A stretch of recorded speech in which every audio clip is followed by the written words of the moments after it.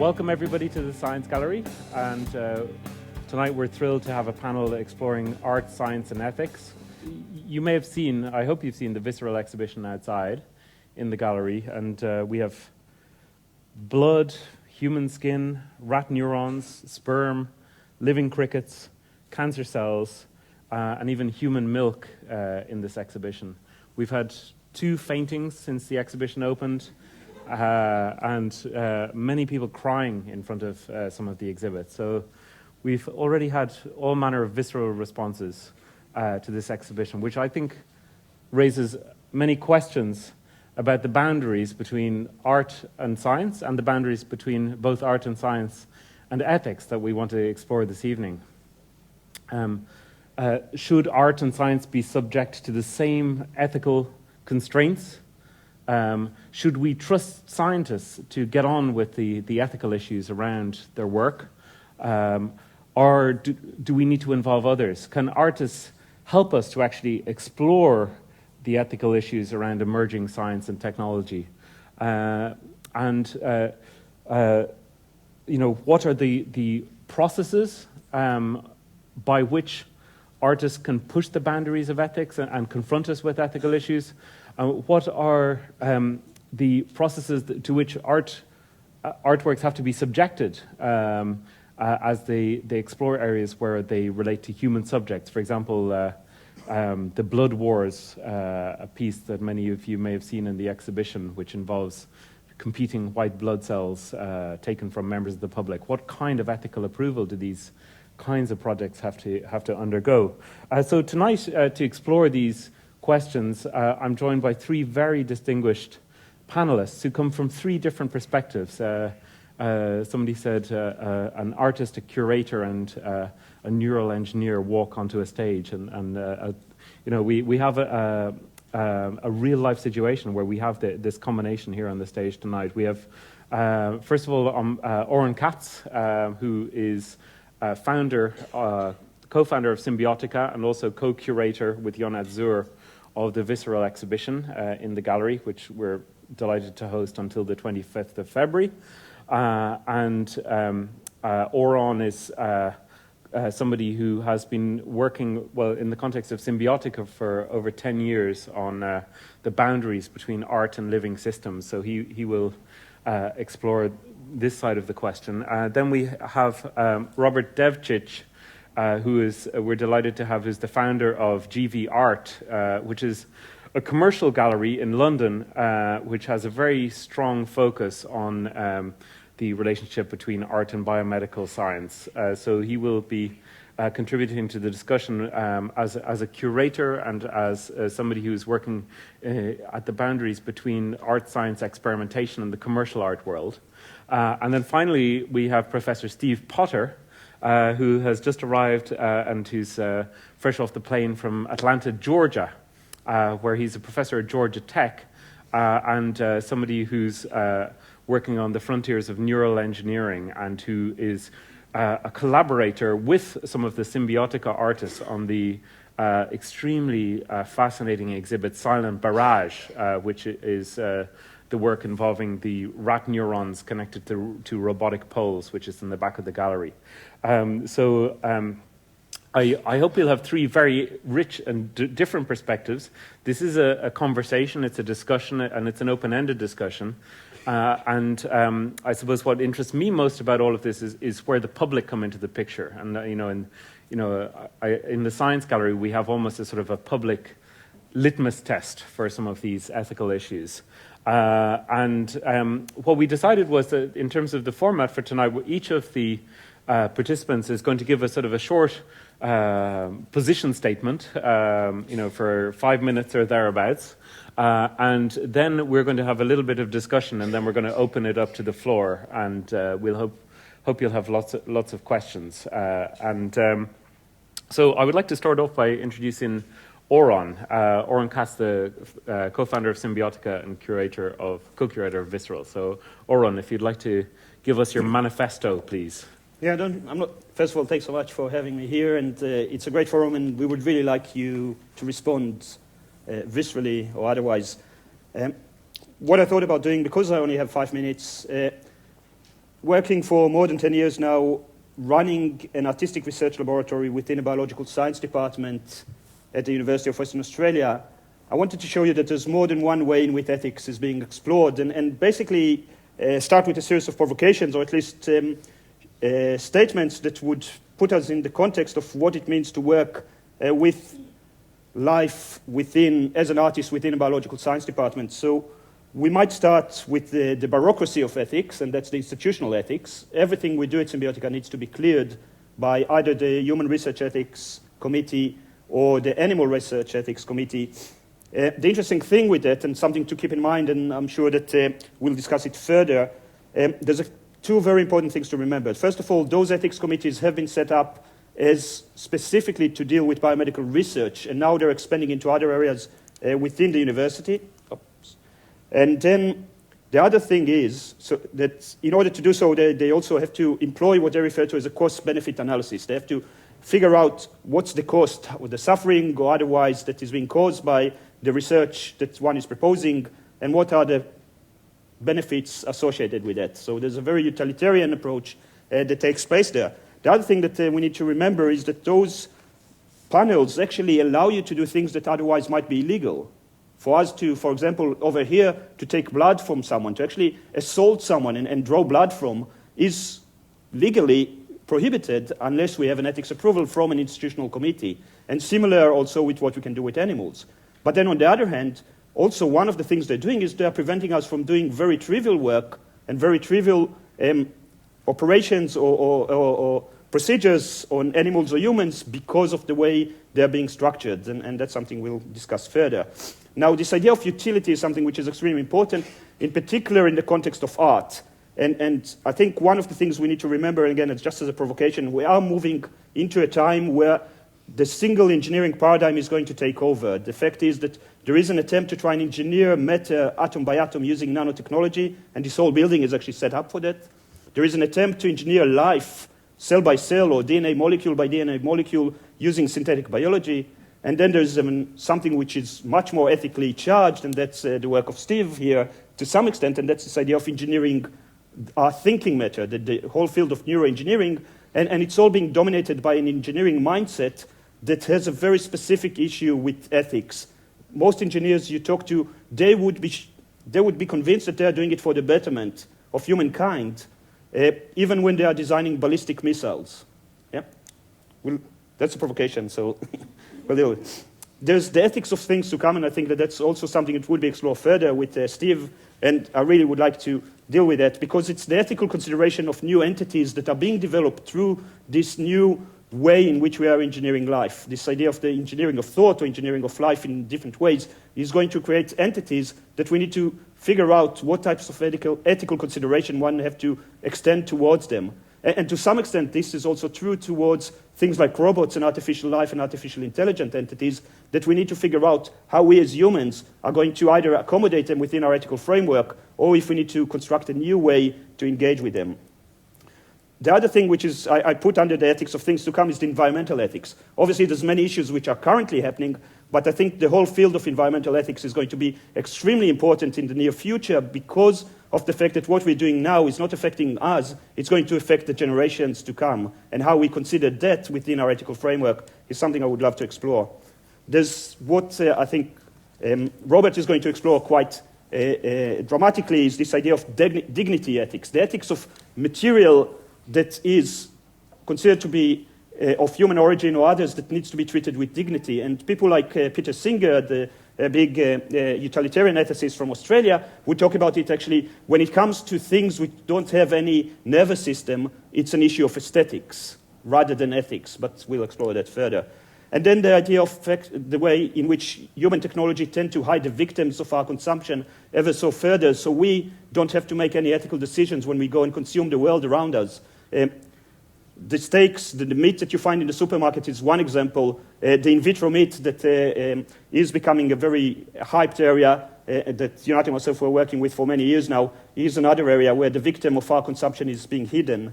And then in this context, there's also this idea of the ethics of new as opposed to the ethics of old. We had a piece that was shown here in 2008 called The Victimless Leather, which was the idea of using living cells to grow leather without supposedly having any victims, although we were hiding the victims. We are guilty of that.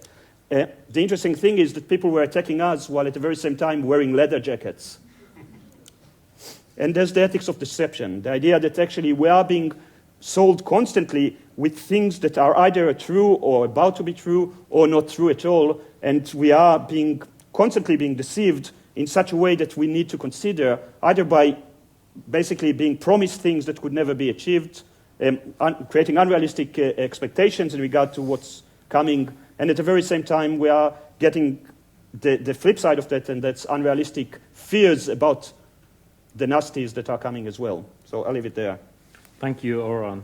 And no, I think that's really set up a number of different strands for approaching the different ways in which ethics and bioart intersect. Robert, if I could go on to you now, you're going to read a piece for us. I'm just going to read my piece just to make sure that I stay focused and don't go off on tangents. As you all know, I'm the director and founder and also curator of GB Art, a gallery based in London in Marylebone. If you're popping around London any time, we're just near Baker Street. I started representing artists and setting up exhibitions as GB Art in 2005. We participated at art fairs around Europe and the United States for quite a while. And while I was at Art Basel in Miami in 2007, I met a conceptual artist called Andrew Krasnow. I was surprised when I met him that I hadn't heard of the artist before, and as soon as I saw his work, I became very fascinated by his ability to straddle so many different kind of materials and concepts. But then I learned about the lengths that some people went to censor him because of his use of human tissue. He started using tissue in 1988 with an installation called Cortex of the Mind. This installation uses a breath-activated device to temporarily raise one of 5 human brains into the eye line of the viewer. That little round aperture there, short, sharp breath, that activates a light, and then the brain floats up. And he was in his early 20s at the time, and doing this on an NEA grant in 1988 caused quite a lot of controversy, and it still does. In 1990, Krasnow started to make artwork with a very complex narrative made of tanned human skin. It was 2 objects that I exhibited in a satellite art fair during Armory in New York in March 2008. And those pieces are entitled 48 Star Flag and Hamburger. I was overwhelmed by the response and surprised by some of the confrontation from politicians and border officials. And in fact, what Oron said earlier about the leather jacket, I was standing in front of the 48 Star Flag eating a fruit salad, and a woman in a full-length mink fur coat started being abusive towards me. And I turned around and said to her, "Madam, I'm a vegan, I'm eating fruit salad, I've been standing here all day, I need some sustenance." I said, "What about the animals on your back?" And she just couldn't, she just didn't get the hypocrisy of her anger towards me and my fruit salad. Was she angry with you or the fruit salad? Probably both, because it shouldn't have been there. So, so this basically, the confrontation with the politicians and the border officials when I was leaving New York, I tried to then come back into the US 3 weeks later because I have a sister that lives there. On this occasion, I wasn't going for business. But this led to me being refused re-entry into the US, and I have since been deemed as inadmissible into the United States, which of course that is still the position I'm in. I can't fly into or over the United States for showing 2 pieces of artwork. This piece here, Hamburger, the 2 buns are made of skin, and then you've got a set of teeth in 2 directions. Obviously the artist is commenting on consumerism and a number of other things. But I think the 48 Star Flag, although a lot of wealthy collectors wanted to buy it thinking it was Jasper Johns, and were very, very furious when I said it's not for sale, because the work was just there to be shown, and I wasn't, and have no intention of selling it. And when they were told what it was made of, I often was verbally abused. Occasionally, they would come back and apologize and say, "Well, I can't stop thinking about it, can you talk me through it?" Returning to the UK, I was determined to curate the entire Krasnow skin installation, referred to as Of the Flesh, which consists of 39 objects. I was interested to learn that since September 2006, the UK has had the Human Tissue Authority, which regulates the Human Tissue Act of 2004. So I then researched and realized that I could operate legally within the guidelines of the Human Tissue Authority and display the entire installation of the flesh while being able to explore and enjoy the often absent freedom of expression or the First Amendment, which are often lacking in some democracies. By October 2008, GVArt was the first, and from what I know, is still the only private gallery in the UK to be given a Human Tissue Authority license for public display and storage of human tissue. We recently finished an exhibition which lasted just over 2 months called Brainstorm, investigating the brain through art and science. You can Google it and find lots of reviews and things, including The Guardian. I think most of you might be aware of. There's a photo gallery on that as well. But the exhibition really greatly benefited from the fact that we were able to show a human brain as well as brain slices showing MS lesions and other diseases, as well as healthy slices so people could compare healthy and unhealthy. And we could talk more later, if you want me to, about the responses that we had from people, etc. But basically, the human brain and the slices gave context to the work. There were 17 art objects by 7 different artists, and the actual brain, it helped having to demystify some of the people's kind of preconceptions about seeing tissue, and also it helped us celebrate its complexity and beauty. Consent, dignity, and respect are always at the core of what we practice when working with any material from either a living or dead person. GVArt's main focus is art and science, with a few exhibitions outside of the arena in order to generate some income to sustain the gallery, since we receive no financial support from elsewhere. My contribution tonight really is based on my own experience as a gallerist and a curator who wants to keep investigating and supporting art and science collaborations. Pushing boundaries is what art and science should be about, and I feel privileged to be part of that process. Thank you, Robert. So I'd now like to move on to Steve Potter. And Professor Steve Potter has the opportunity to offer us something of the scientist perspective on all of this. And why does a scientist get involved in an art-science collaboration? And are the ethical boundaries around your work in the very controversial area of neural engineering similar to the kinds of ethical concerns that were raised by Oron and Robert? It'd be very interesting to hear what you have to say, Steve. Thanks. So thanks, Michael, John, and everybody else who's involved in this exhibit for bringing me out here. This is very cool. I finally get to see the silent barrage, which I've been intimately involved with, but I've never actually seen it in person yet. So my lab is the brains of the exhibit. We are growing rat brain cells in culture. We get those from rat embryos, and we have to go through the same animal protocol approval process, complicated process that universities have that Oron was describing to you. Artists, I think, is my mic still going? Yeah. Artists have the job to get people thinking. Scientists, in my opinion, are here to solve problems.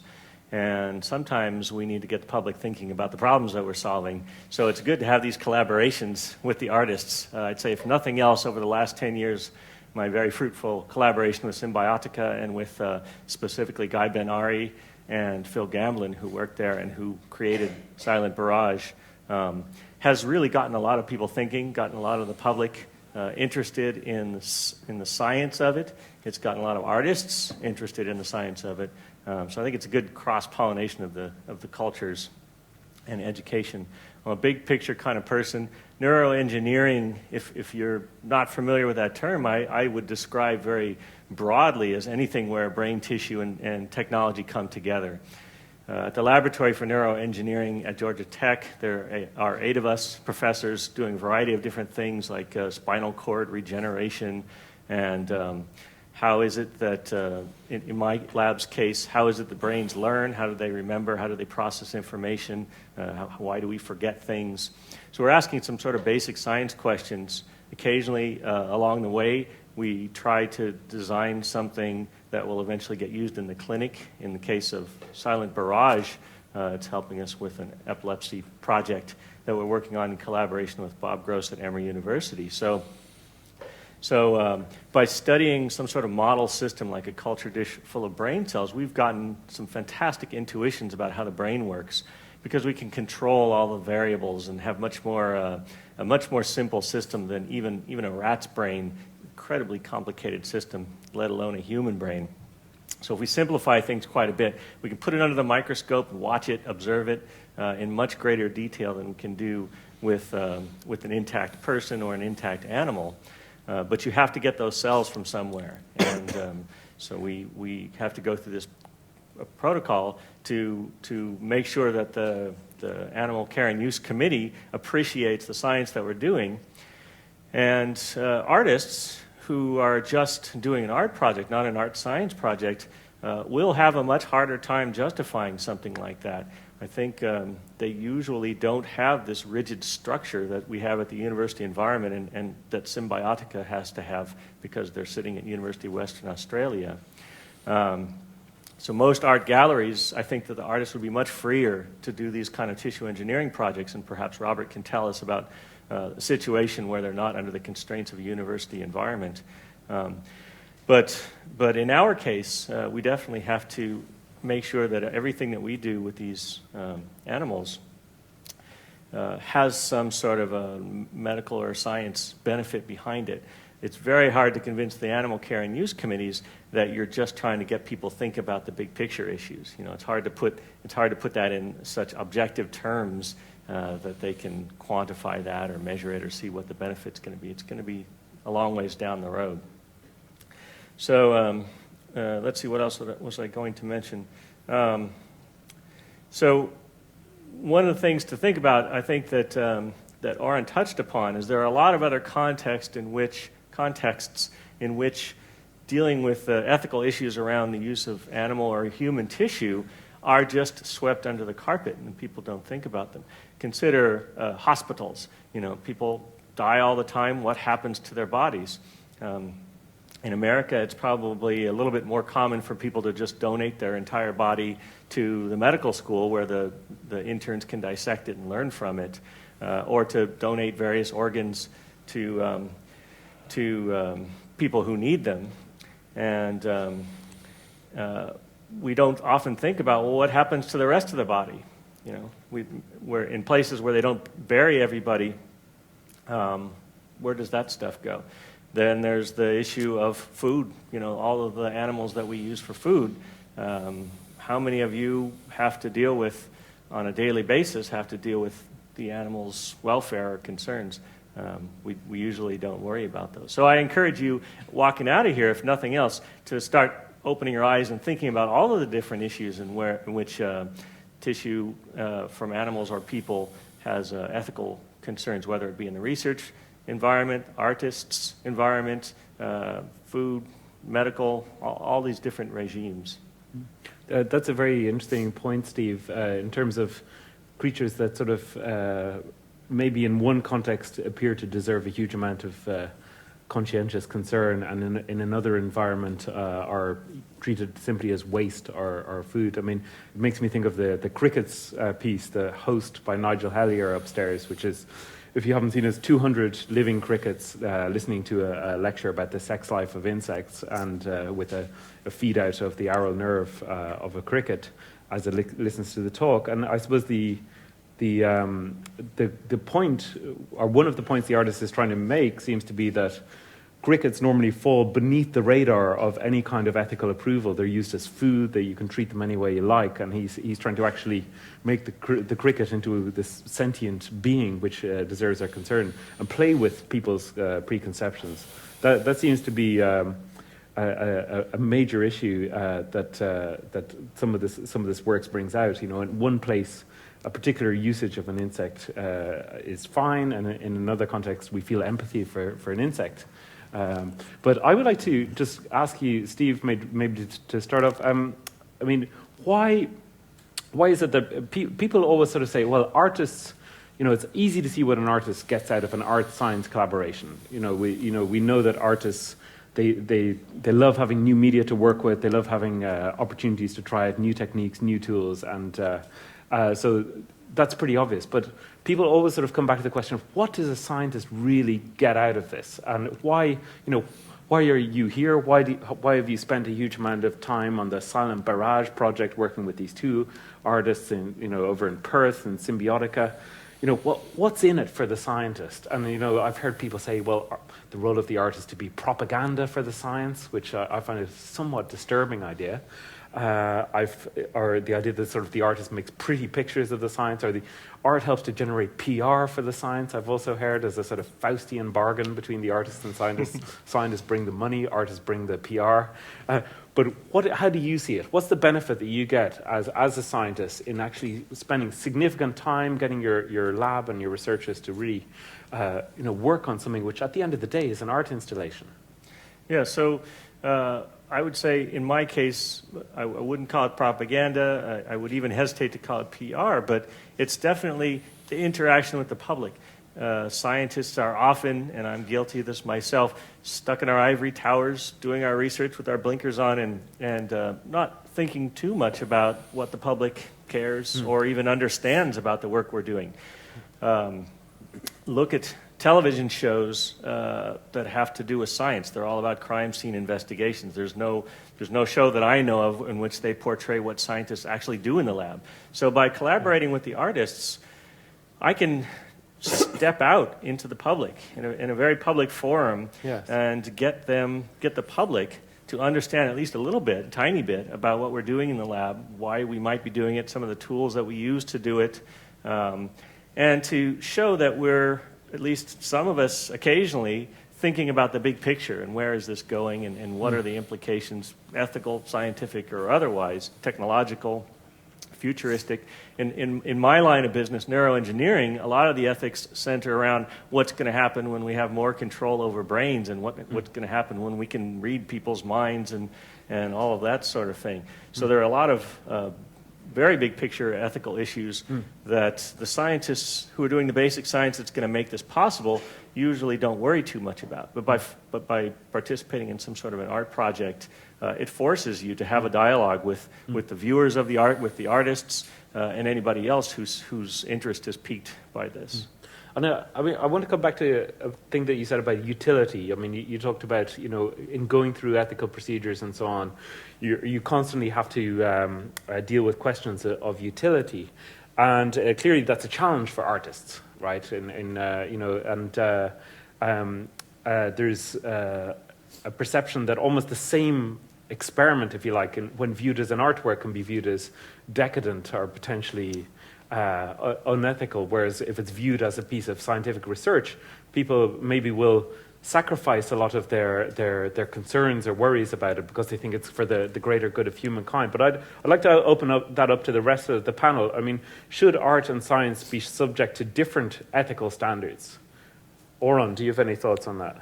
Yeah, actually, it's more than that. I would say, and kind of we're touching this area, the area of utility is not about science, and we tend to forget about the fact that the utility aspect of science is actually known as engineering or technology. And most people who are engineers or technologists would call themselves scientists because they makes them look better. But in a what sense, have you got in for engineers? Or I just joined the engineering department here. Watch out. Sorry, congratulations. No, but the idea is that actually, if you look at it in a very purist way, science's role is not really about solving problems as much as making or kind of contributing to knowledge. And art, to some extent, is about kind of make sense of it or provide meaning. And that's the only utility they should have. The applied utility, if you like, and the utility of that comes from kind of the engineering mindset and the technological mindset is how are you going to better human existence usually in a very short span of time. But actually what I would argue is that if scientists are allowed to do something, artists should be allowed to do the same. If engineers are allowed to do something, artists are allowed to do the same. The problem goes with when it comes to weapons, for example. Yes. I wouldn't like to see artists engaging in the production of nuclear weapons just because engineers can do so. Yes. But I would like we to do see have an artist outside who is trying to create a biological weapon from human breast milk. I don't know if you've seen that. That's right. Or at least ammonia. But in a sense, I don't think that artists should be excluded just because what they're doing is perceived to be frivolous, because there's a couple of issues that need to be considered there, and especially the ethical ones. And when it comes to the engagement with life, because we don't have the utility aspect to hide behind, Yes. what we do is distill the actual issues that need cultural scrutiny. I don't think that we can shove down the throats of the rest of us or the rest of humanity the idea of basically generating it. And I'm sorry I'm picking up on you, or to some extent, although it's great to have you here. Because, for example, one of Steve's PhD students, although that happened after he left your lab, connected this rat neuron, similar to the rat neurons culture that is attached to the Sun Barrage, to a flight simulator in order for obviously attract some funding from very specific areas of research that are rarely being scrutinized. Now, I would say that if there's no artists who are involved in actually showing and exploring those possibilities and providing some alternative ways of looking at the ways those technologies can be exploited, we would find ourselves digging ourselves into a much darker hole in which quite a lot of those applications are being done in secret and in places where we as a society have no place to scrutinize and engage with them. So in that art favors awareness, I think it's really important for us to be in the forefront of those developments. They're engaging with exactly what the scientists are doing for us to be able to create a much more, at least broader debate and discussion about where we're going and where those decisions about the application of knowledge is going to take us. So would you buy the notion that artists can, in a sense, sort of bring to a focus and make almost uncomfortable or visceral the ethical issues around a particular area of science, and that is a kind of an appropriate role of the artist? That's one of the roles that artists can play. Yeah. Yeah. And I think Oron and Symbiotica in general have really done a fantastic job of that. They haven't shied away from pulling out the controversial aspects of the exhibits and talking about both sides of them, without trying to push a specific agenda. And to come back to something you said, Steve, I mean, you suggested that it might be easier for artists to actually pursue certain areas of tissue engineering and so on because they may not be subject to the same constraints. Robert, is that something that you would agree might be the case? Because it seems to potentially open up the potential for artists to pursue investigations and avenues that may be closed to scientists and actually, in a sense, to generate new research projects that may not be available to scientists. I mean, I don't think there should be any difference between artists and scientists, and I think the kind of ethics are ethics, and everyone, should know what their sort of limits are and what comfort zones and all the rest of it. But with regards to regulations, I mean, I can only speak for the UK. The regulations apply to both artists and scientists. They're not two different sets of codes of practice. And I think artists have to follow the same codes that scientists do as well. I don't think there should be any difference between the two. What I think the artists do is they help generate a discourse around the ongoing kind of debate that has to be had around ethics and about sourcing and about consent. And consent is the most important thing. And the guidelines are very clear. If you're going to use anything harvested from a human body, from a person who's living, then you must get their consent, and the consent has to be for that specific purpose.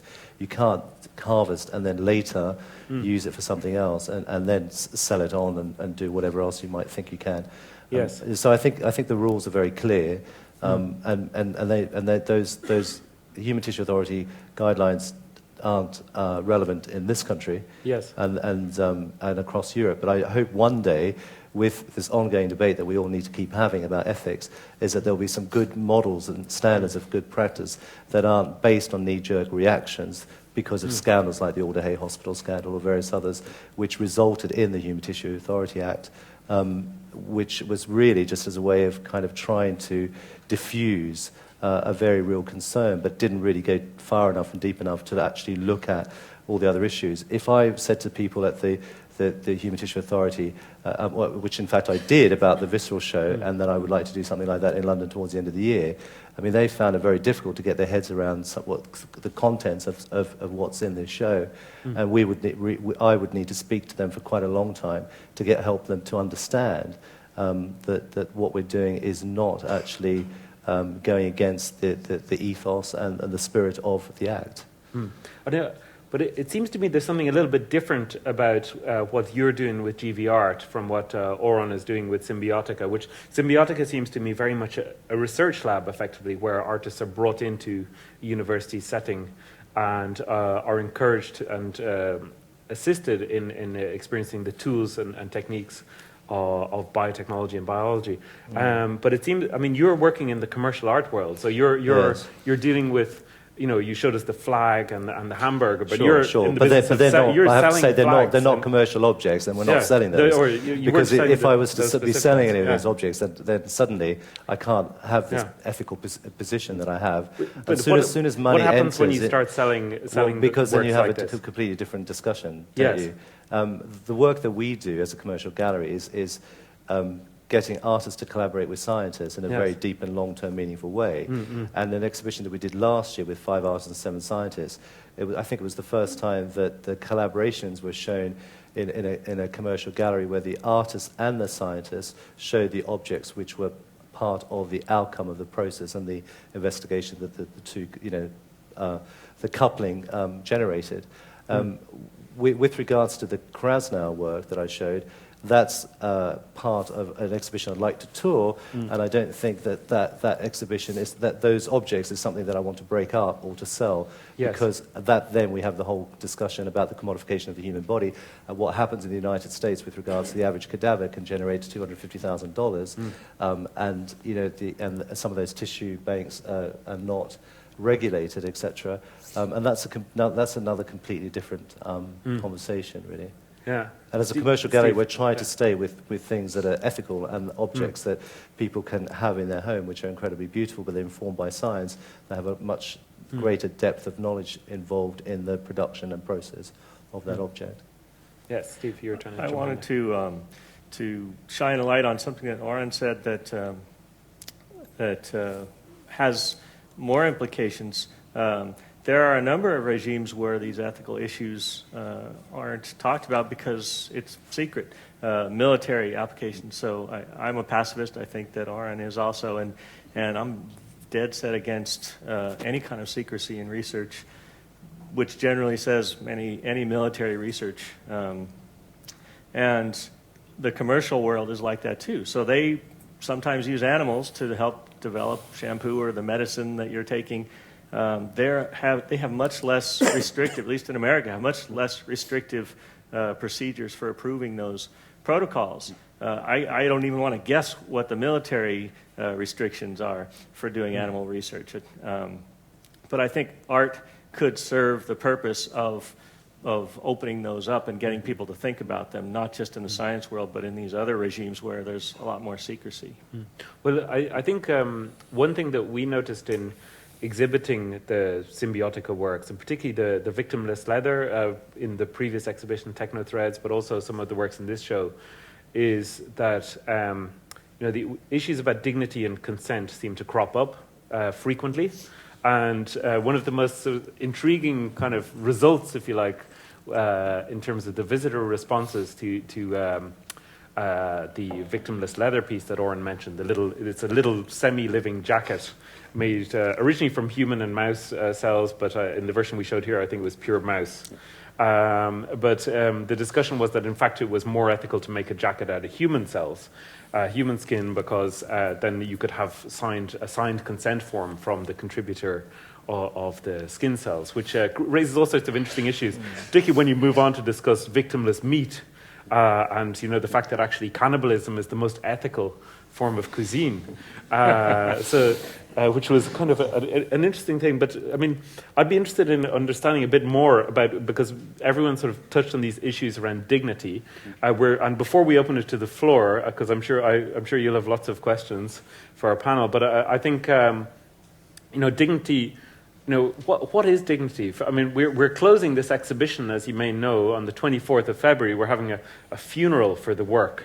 Which is an event where we try and figure out, particularly for the worry dolls, the semi-living worry dolls, what is an ethical way to dispose of them, and what is an appropriate way, and what sort of ritual we need to create around them, and so it seems that is an effort to kind of grapple with the notion of dignity. But I'd like to know from your 3 perspectives before we open it to the floor, what do you consider to be dignity? Oron. Okay, I suppose for me it's a lifelong search. You heard me already kind of going on about the idea of life as a raw material, and I must admit that I'm both fascinated by that, but I'm extremely disturbed, and I don't really understand why I'm disturbed by that. I'm a materialist. I don't believe in any kind of metaphysical force that drives life, but I still believe that life has a special place, maybe just because we're alive. And I suppose to some extent my lifelong search is to try and find a way in which we start to articulate it in terms of a secular vitalism, the idea that we can't just use life as a raw material for us to engineer as any other material that we exploit the earth around us. There's actually a special place for life that we need to put aside and have a special consideration towards it. So in a sense, this is the dignity, and it's dignity to life in general, not specifically to human life, and that's one of the problems I find with kind of overly anthropocentric view of what dignity deserves, and it's kind of interesting that obviously in the UK it's to do with Human Tissue Act and not any other tissue act. You can do whatever you want to any animal tissue and no one would say it's undignified. But I would like to extend it into this idea, the larger idea of the fact that how we're going to consider life as we are going and engineering it to such an extent that it is going to lose its meaning as something special. It's becoming yet another raw material for us to manipulate. And this is really an open question for me, and that's part of the reason why I'm so fascinated and so interested in pursuing my own research and invite other artists to continue that. Robert? With regards to human tissue, I would support the HDA, which says that you have to take into consideration the wishes of the deceased and the relatives and family of that person, and that it kind of encapsulates your kind of requirements, and when it comes to disposal, etc., that it's done in a legal way and with the wishes of the deceased and the family, and that that it's tracked and documented and so on. So there's a paper trail, but I can expand on that. But that's basically the essence of what's required for human tissue. But how do you, like, for example, with a cell line that's being used in an artwork, I mean, certainly that wasn't in anybody's dying wishes, was it? No. That's It hasn't even been thought about in terms of the act. Yes. Steve, Hopefully we'll expand on that. what's dignity for you? So I like this secular vitalism. I'd say I'm a secular vitalist. I'm very much a mechanist. I don't believe in the afterlife, and so I don't really give a damn what happens to my body parts when I die, but some of my loved ones who survive me might care. So I think they're the ones for whom the dignity issue is the most important. If somebody has died, if they're donating the tissue while they're still alive, obviously the individual who's donating it has to be taken into consideration, number one, and also their loved ones and anybody else who might be offended by the fact that they've donated this stuff. So I think the fact that it's such a hot button issue for people, different amounts in different cultures, that it's a hot button issue for people means that we have to put some work into making sure that it either doesn't upset people, or if it does, there's a purpose in upsetting people. In some artistic contexts, that's what we're trying to do. We might be interested in evoking that upset feeling to get people to think about something. One final question before I open it up, and I really want your questions then. You're all working in quite extreme territory, shall we say, and extreme territory at the boundaries of life and death, and I'd like to know, what are your own ethical boundaries? What are the boundaries? Where would you not go? Oron? Wow, that's something I would rather not answer, but it's interesting enough. For example, when when we approached Steve initially back in 2001, that was as a result of a project that I was intimately involved with other people called Fish and Chips, where we took a piece of a fish brain and attached one electrode into it, and that signal that we received from the electrode went on to drive a robotic arm that produced drawings.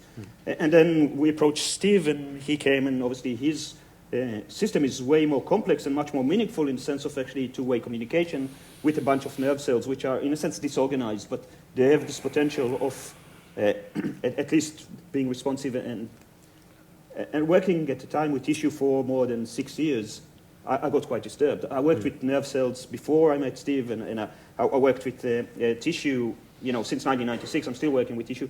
But working with nerve tissue, I find extremely challenging, to such an extent that I'm now following this project from afar, but actually I'm not involved with it intimately, and other people are engaged with it in ways that might be even much better than if I would be part of it. But in a sense, I realized for myself that was my boundary, and I still support it. I support the research that takes place in Symbiotica, but it's something that I would rather not be too closely involved with. Yes. Which is strange, because I would imagine that I could push myself way, way further, and actually I'm such a wimp, and I can't even deal with nerve cells on a dish, So, yeah, that was one of my boundaries. Obviously, there's many others, but we might explore them later. Okay, thank you, Oron. With me, I would never go outside of what the Human Tissue Act allows me to do. Of course not. And if I wanted to do something that they hadn't considered, because I have a very good relationship with them, I would sit down with them and allow enough time for them to be able to discuss that with me and convince them that it's doable. Ironically, the Human Tissue Act, if you want to, you can imagine I get offered an awful lot of art objects made of human tissue and bones and all sorts of things, and legally speaking, if it's imported from another country, I don't have to have paper trail and prove consent. However, I would never participate in any artist outside of the UK who then is offering me any material that they don't have consent. And even if they did have consent, I'd have to double check that, triple check that, and get an affidavit. I'd get my lawyer to get them to sign an affidavit as well to back up their paperwork, etc., and then I'd consider it. So even though the law would allow me to bring it into the UK without the documentation, I still wouldn't want to go that far, because I think even if I operated in China, like Dr. Gunther van Hagen, I wouldn't use bodies for plastination without actually knowing that that person gave consent in life. Otherwise, I think the whole thing just falls down. Thank you. Steve, what are your boundaries? So, as a neuroengineer, my own particular very big picture, long-range goal is making artificial intelligence more brain-like and allowing computers to do things that only humans can do now. Obviously, the military is very interested in this and wants to have it pilot planes and whatnot. They have dangled money in front of me, and I have always said no. Anything that could possibly result from our research could result in weapons that harm people is where I draw the line. And a lot of my colleagues don't. DARPA, who funds most of that research, has a lot of money, and when your lab is hurting for money, it becomes very enticing. So it's something that I think about on almost a daily basis. What are going to be the long-term applications of this research, and how can I make sure that I shepherd it in at least a peaceful direction, if not a medically productive direction, and try to not do anything to facilitate the more nefarious purposes that the military have for these things. Thank you. Great. Okay, well, now I'd like to open it up to the floor. I'm sure some people have questions. Yes? Yeah, there are microphones, so if you could just wait for a microphone, yeah. Just in terms of what you were saying about provoking a reaction, and this question is more to Michael John, really. Where do you think, from a cultural perspective, you could not show an exhibition like this? Where could you not show it? Yeah. Do you think there are places where it would not be welcome? Well, I was wondering if Dublin might be one of those places. But I've been surprised. I mean, that it seems that the most, apart from the faintings and the tears, the strongest reactions have been around the breast milk so far, which is quite interesting. A lot of people were concerned that we were using breast milk, which was intended for premature babies, and that was a waste. And I think a lot of people who knew exactly what went into generating breast milk were concerned about this, and but actually we were able to tell them, well, no, this is milk that was unusable from the milk bank, and so they were actually quite happy. But it's funny, sometimes there's things you don't expect that generate a lot of debate. But from the science gallery point of view, I suppose, in a sense, I'd like the idea of the gallery being almost, we do these sort of lab in the gallery things where we do human subjects experiments in the gallery. But I would like to kind of think of, what could a human experiment in bioethics look like? Where effectively we're working with the visitors to help us understand the bioethical implications of these different sciences, and also working collaboratively with artists to help us connect with the visitors in that way. So there's something about how a public space like the Science Gallery can do something which you can't do in treatises or writings about bioethics. You can't reach the same impact, and you can't do it without artists. Actually, it's interesting. If you simply have a scientific didactic display, you can't actually explore the kind of territory that I think Visceral explores. But that's, I suppose, a long-winded answer to. Where could you not show this show? I think Robert wanted to have a show like this in London, and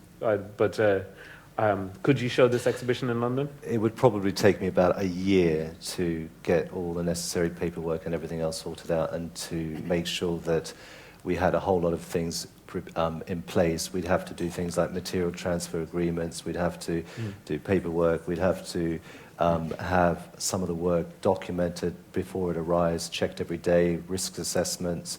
We have to display the licenses. We have to get people to say when they enter the gallery that by entering the gallery they're consenting not to touch, not to take photographs, a whole range of things depending on the material. So we'd have to prepare an awful lot in advance. I couldn't just put it on in a flash. I think that brings up another point, which is that, like SymbioticA, Science Gallery is in a university. And as a university, we have all these scientists in Trinity College who work with us and with the SymbioticA artists on both the technical challenges around an exhibition like this, which are not inconsiderable, they're huge, but also on the kind of the ethical approval processes and the documentation. And, that's a huge amount of experience that we can bring into to a project like this. So. If I may as well. Yeah, please, yeah. We know one of the pieces in the show, the Crybooks archive, an earlier version of that was refused to be shown in Belfast last year, and there was a major issue around it. In the end, the artist was able to jump all of the hoops, but the gallery ended up saying, we can't deal with it. 2 weeks before the show started. Actually, they were evoking the Human Tissue Act as a way of blocking the piece from being shown, but that was overcome, and they still couldn't deal with it culturally. And you'll never get a gallery saying we're going to censor your work, so they'll find other ways to try and get you out. I must admit that when we had conversations about the works we're going to select for this show over here, there were some issues with few works, and in particular one that was kind of, we realized it's going to be way too difficult for the Science Gallery to deal with, or kind of within this context. And, it's a great shame, but we had to. So it's not, to a large extent, it's not a show, the full-blown show that we would like to have. But we had to consider other issues, and that's part of it. And then going back to... but can I jump in on that? Because that's an interesting point, because we have a wonderful artist here, Ciara O'Reilly, who had a work that was proposed in the original show, but it was originally for the opening event, and it was a work which was extremely provocative and interesting, but for us as a space, we also the things that will work in the Science Gallery, and it wasn't a question of an ethical violation of the work or a question of censorship per se, and that's not just a rhetorical device, but it's a question of the work is actually called The Wrong Placeness, and I think that's a very good title because from the Science Gallery point of view, and it'd be interesting to have Ciara maybe if you feel like saying that, but you don't have to.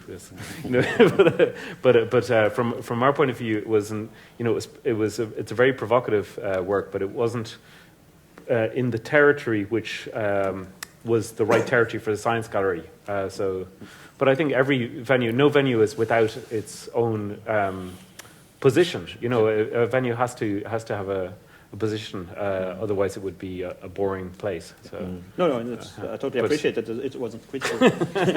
but just the other thing is also what Michael John was saying before about ethics approval. The Blood Wars, for example, needed to get ethics approval from 3 different universities in 3 different continents for this show, for this piece to actually take place. And you can imagine the amount of work that both the artist and all of the administration around it had to be put in order for something like that to happen. So she needed to get clearance from our university in Western Australia, her university in Rensselaer Polytechnic Institute in upstate New York, and Trinity College here. 3 totally different ways of writing ethics applications because of the cultural differences between those 3 different places, as well as kind of the way in which she had to justify the work. And we were actually really surprised that we were able to get it through. And in a sense, this is, and like many other of the ethics approvals that we received in SymbioticA, those are becoming now international precedents that would allow other artists to be able to follow, and other galleries to be able to follow similar projects by using those precedents as a way forward.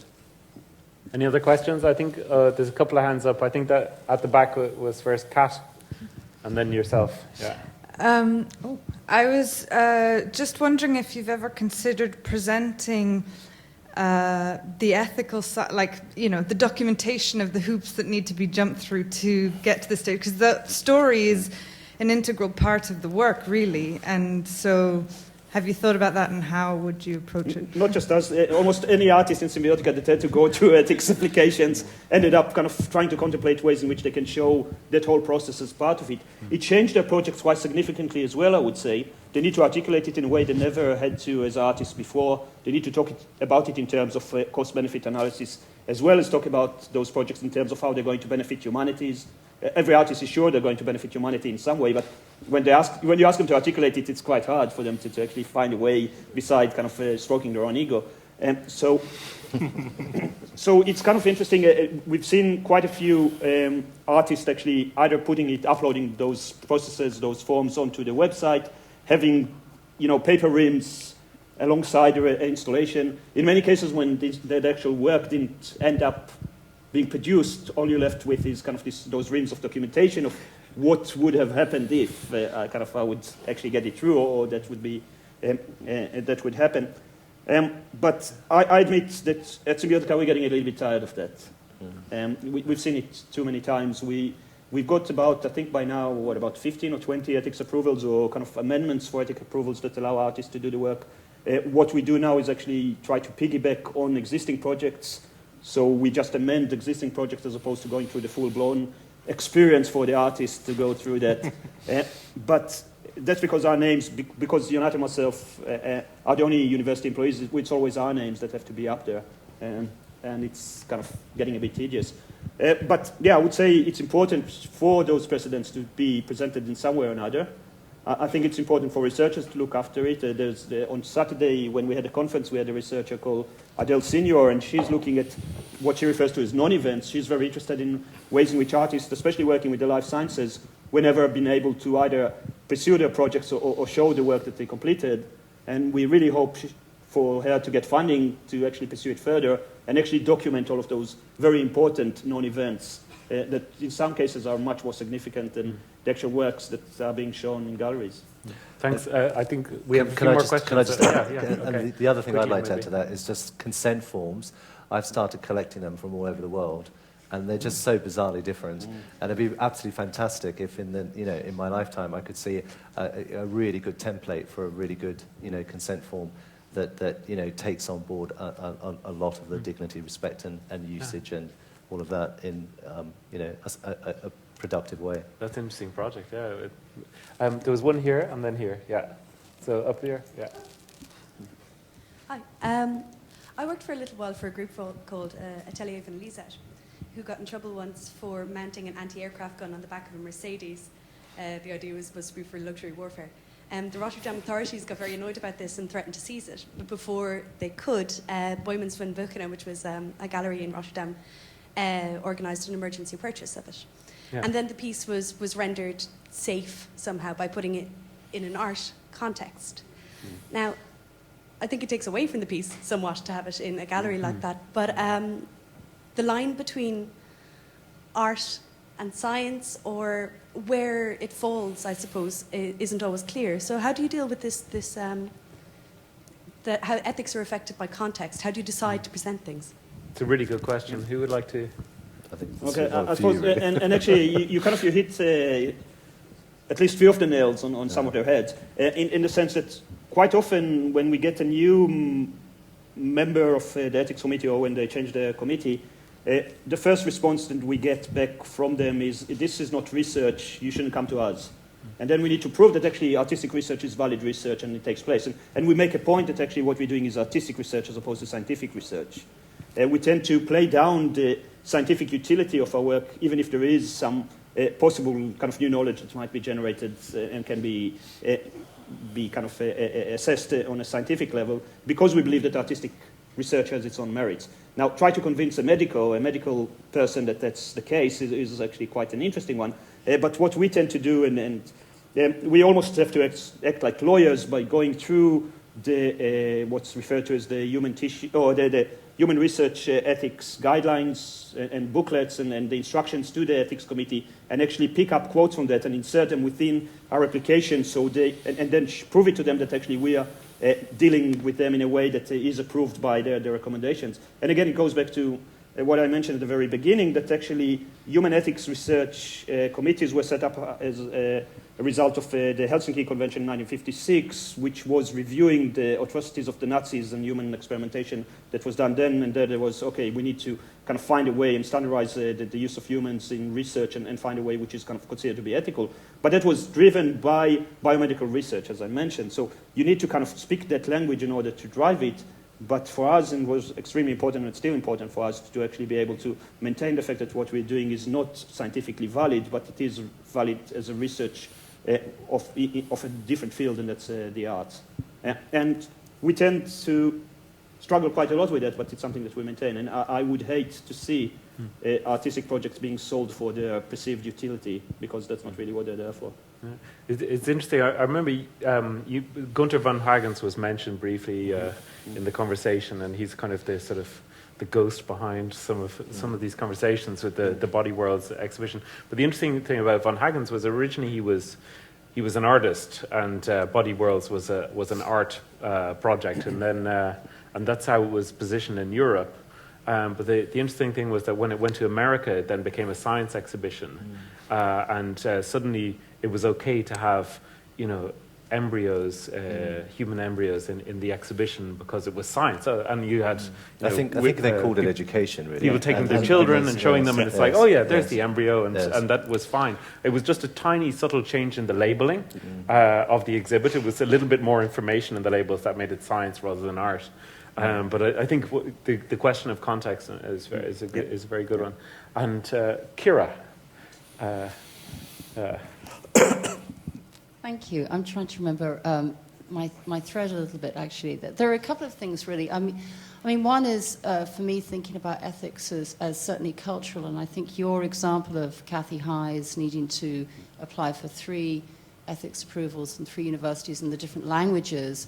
And I suppose what's really important for me to think about is that ethics are never neutral, are they? That they're always cultural. There is always a kind of ideological underpinning, or they're contingent somehow. And I suppose that's what's really important about this conversation and all of your work, is that sense of contingency as we build knowledges and as our kind of parameters change, that indeed ethics and their demands change, and that certainly there was a fantastic bioethicist who was talking at Arnold Feeney in Bristol the other day, who very much talked about this idea that, ethics trying to sort of, and committees and sort of institutional ethics needing to sort of catch up all the time as well, and not being able to sort of anticipate always. The other thing I was thinking about from certainly my time at SymbioticA, when I was filling out an ethics approval procedure, was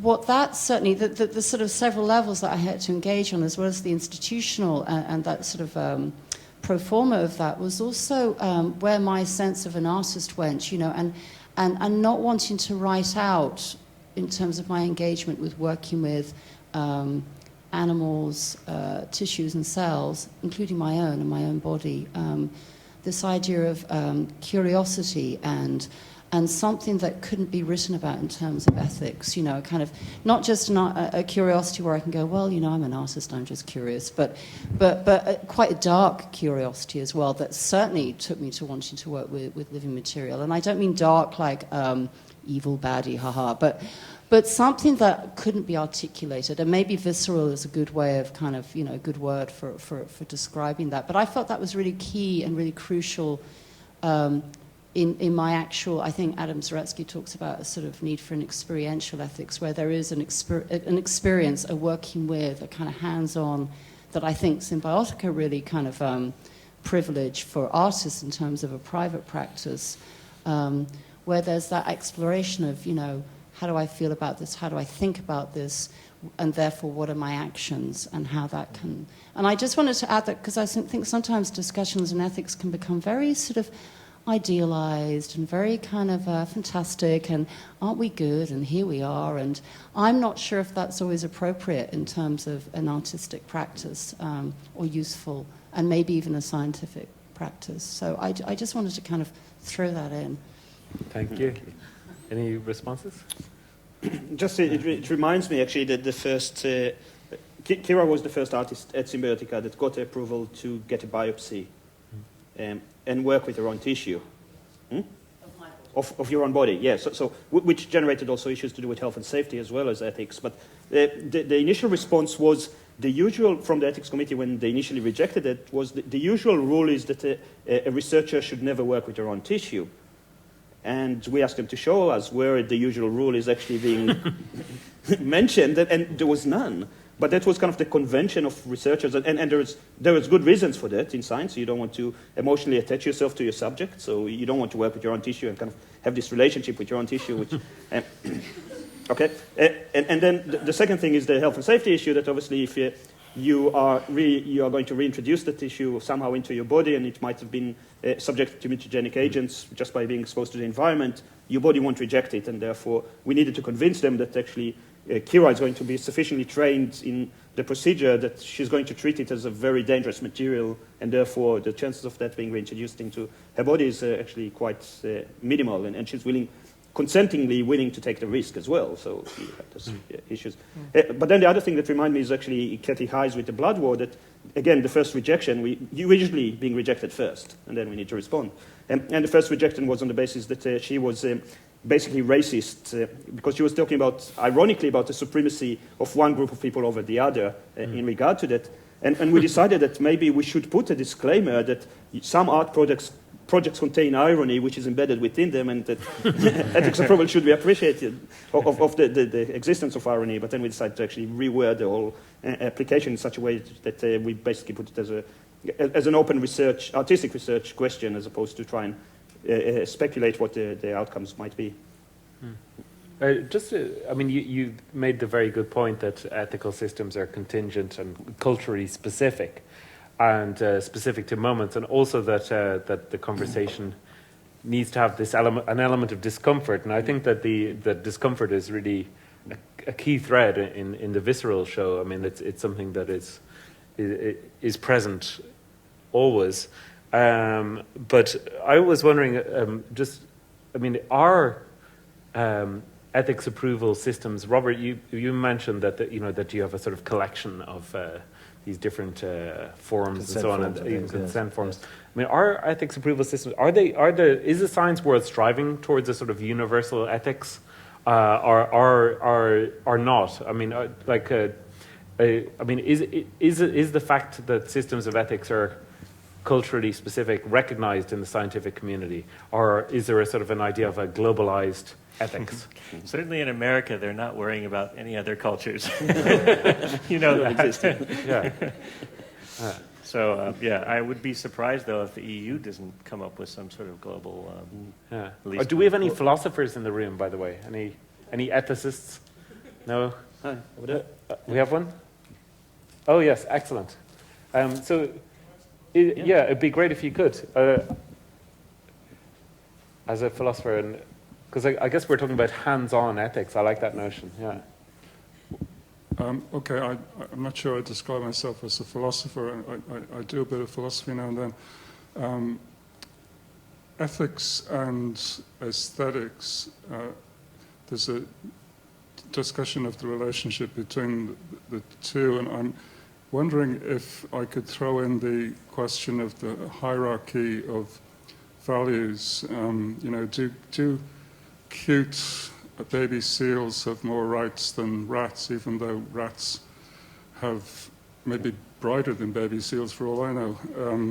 So is there some kind of implicit ascription of aesthetic value when we're ascribing ethical value to sentient beings? That's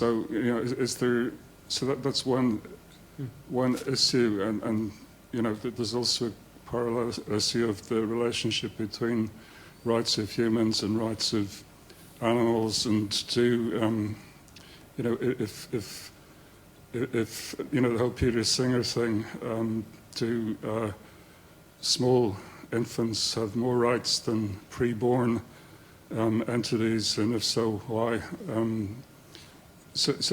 Okay, just throwing that out.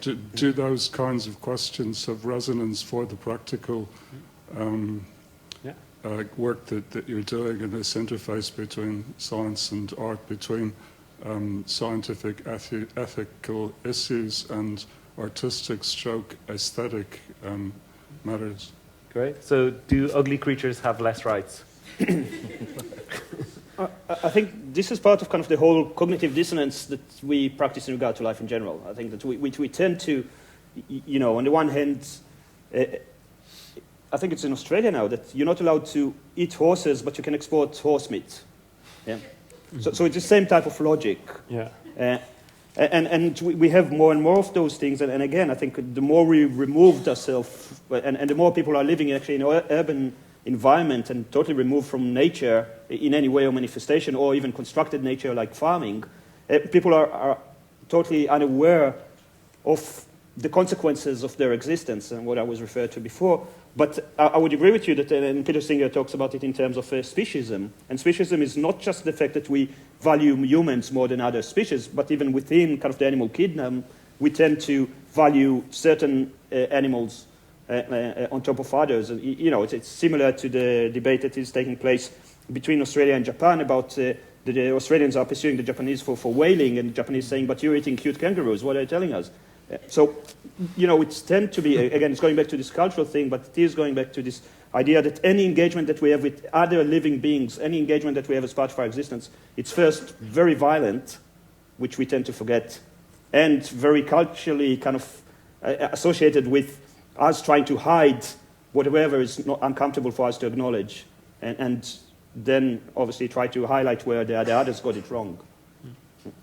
Yeah, I remember an artist called Garnet Hertz was over here, and his project involved a large cockroach, a Madagascan hissing cockroach, which was attached to a sort of waist-high robot. And we released it in the Temple Bar Market in Meeting House Square to see which kind of food stalls it would go towards. So it was on this sort of ping pong ball, and it could scrabble and actually drive this quite significant robot. And the funny thing was people's reactions to it were, is the cockroach okay? Is it, and they were there was this amazing empathy, because suddenly the cockroach was sort of in some ways on their level, and it was driving this little thing, and they were worried that the little harness around it might be too tight. And luckily we were able to say, don't worry, it's a Madagascan hissing cockroach. When it gets upset, it starts hissing, so we know it's happy. But I think that those kinds of episodes make you see this sort of, the weird games that empathy plays with people. And I think that Nigel's piece on crickets is a bit like that. Yes, Steve? I wanted to comment about the empathy thing because I had a telling experience. I think I might have been mentioning this when apparently Oron and I both cut the fur off of our Furbies at some point to find out what was inside. And I don't know if any of you have had a Furby, but there's no on-off switch. So as you're cutting this, it's going, hey, party, fun, just laughing and having a great time. You're going, cut. And I thought, I feel so sorry for this thing. I kept saying, it's only a mechanism, cut. And he was going, yay! and so it all boils down to how much of our emotions does that animal evoke? How much does it resemble either another person, a baby, or does it resemble an animal that we care about, like dogs and cats, that we use? Historically, we have lived with dogs and cats for millennia. And then as you get down further and further away from things that resemble humans, people care less and less about them.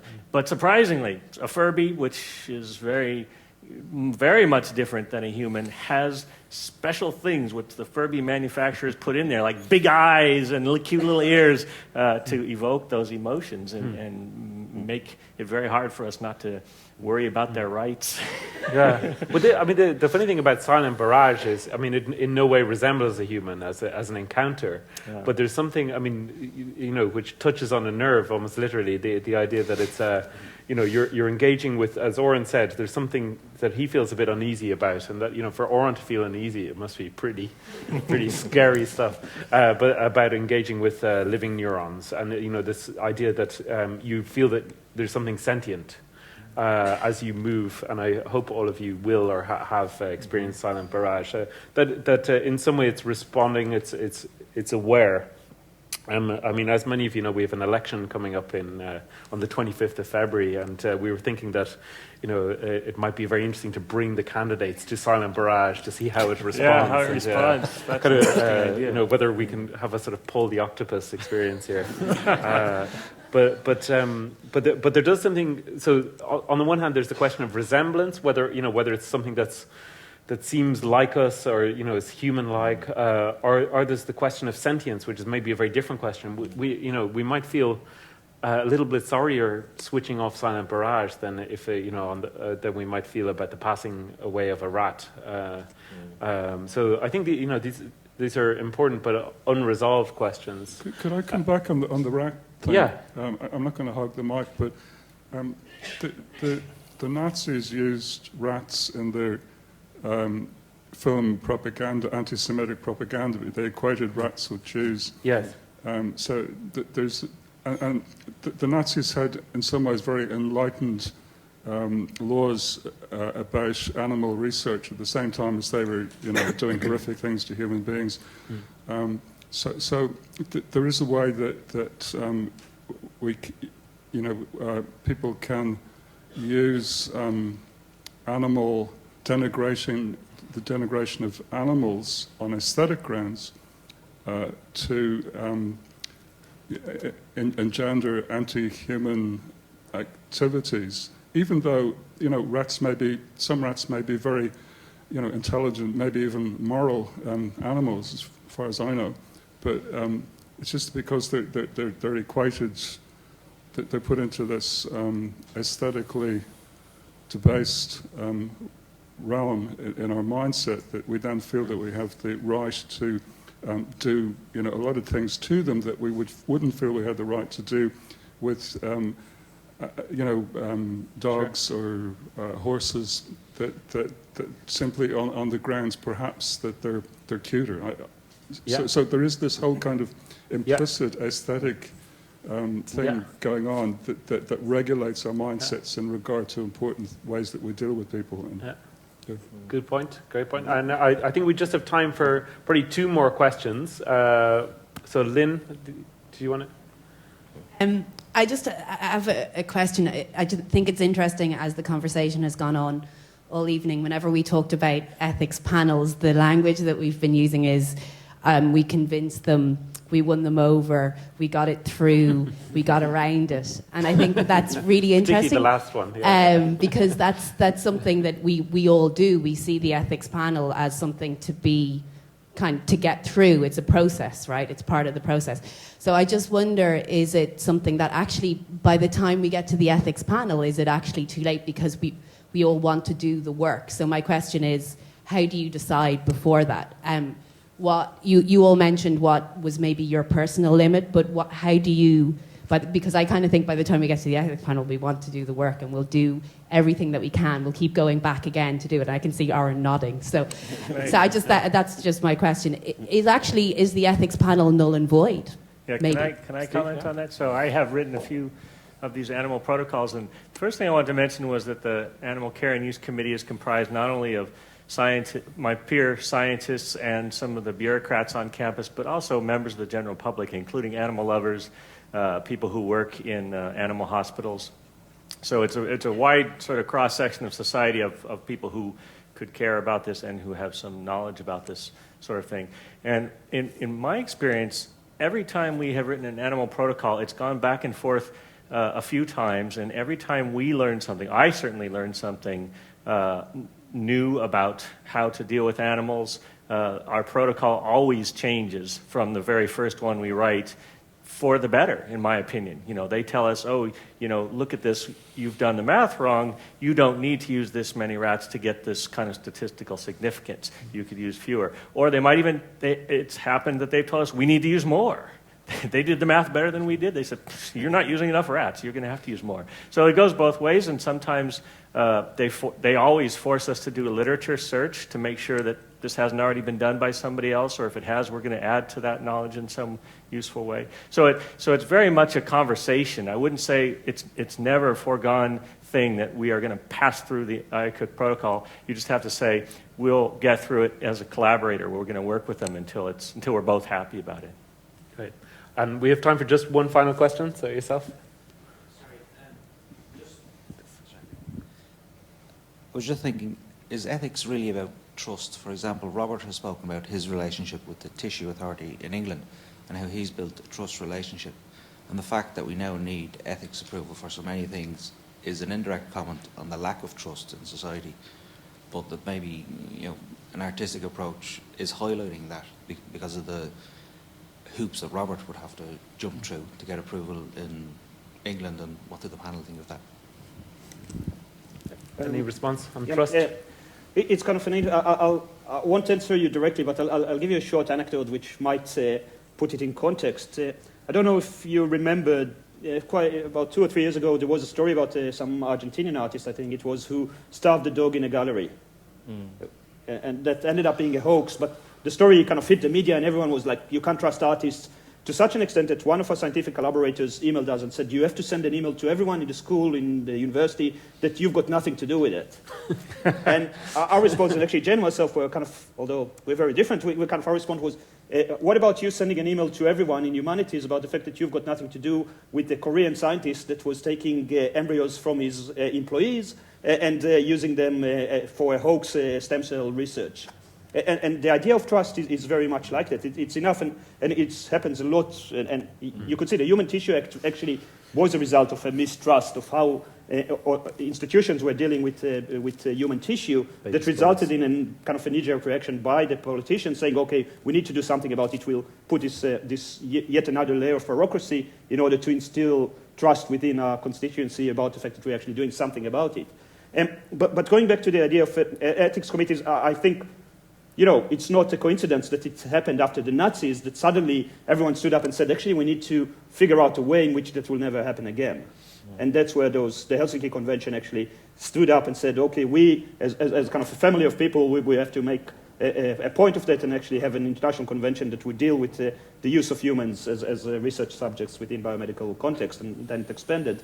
I think mistrust is a healthy thing. As an artist, I always tend to be on the receiving end of mistrust, but my response is engineers are even less trustable, and that's the way I'm getting out of that. But I think it is, we should be skepticism and being untrustful by definition. I think it's a good and healthy thing to have. Great, thank you. Well, I'm afraid we're going to have to end it there. Before we finish, I would just like to mention a couple of upcoming events as part of Visceral. So we have Martin Kemp coming next week, Professor Martin Kemp from Oxford University, the author of The Science of Art and many other books on the intersection between science and art. So it's on February 16th. We have the funeral, Visceral the Funeral, on the 24th of February. And then we have our next show opening, which is a memory lab, looking at it's a human experimentation on memory, which opens on the 10th of March. And because of the Helsinki Convention, we're not actually allowed to invite you to come and participate in the experiments, but you can come and watch the experiments at the memory lab.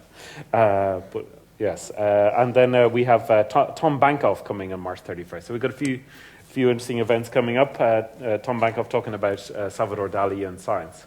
So I'd just like to thank you all for all of your questions and engagement on art, science and bioethics, and to ask you all to join me in thanking our very interesting panel tonight. Thank you.